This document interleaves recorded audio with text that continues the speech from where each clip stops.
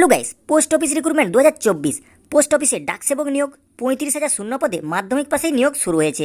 তো গাইস, আপনি কি কেবল মাধ্যমিক পাস করেছেন, মাধ্যমিক পাশেই দীর্ঘদিন ধরে একটি সরকারি চাকরি খোঁজ করছেন, তাহলে আপনার জন্য এই দারুণ সুখবরটি। তো নিজেকে বেকার থেকে কর্মজীবী বানানোর সুযোগ আপনার সামনেই উপস্থিত হতে চলেছে।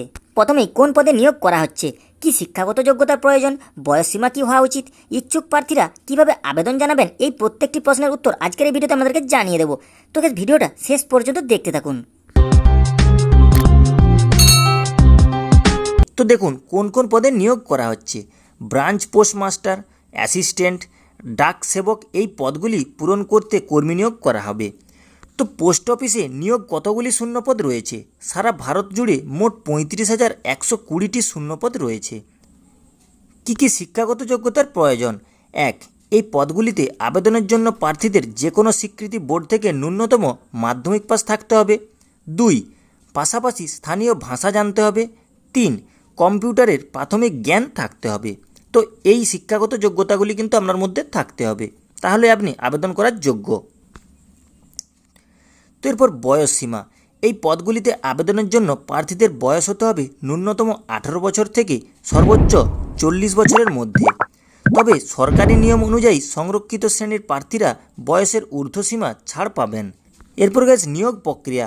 প্রার্থীদের যে আবেদন ফর্ম জমা দেবেন তার ভিত্তিতে একটি মেরিট লিস্ট প্রকাশ করা হয়েছে সংস্থার তরফে। এই লিস্টে যাদের নাম থাকবে তাদের ডকুমেন্টস ভেরিফিকেশনের মাধ্যমে নিয়োগ করা হবে, অর্থাৎ কোনো রকম লিখিত পরীক্ষা ও ইন্টারভিউ হবে না। তো এবার আবেদন কবে শুরু হবে? এখনও পর্যন্ত কোনো রকম আনুষ্ঠানিক তথ্য সামনে আসেনি, তবে প্রকাশিত বিভিন্ন রিপোর্ট অনুযায়ী আগস্ট মাস থেকেই আবেদন প্রক্রিয়া শুরু হবে। তো গাইস, কীভাবে আবেদন জানাবেন প্রার্থীরা?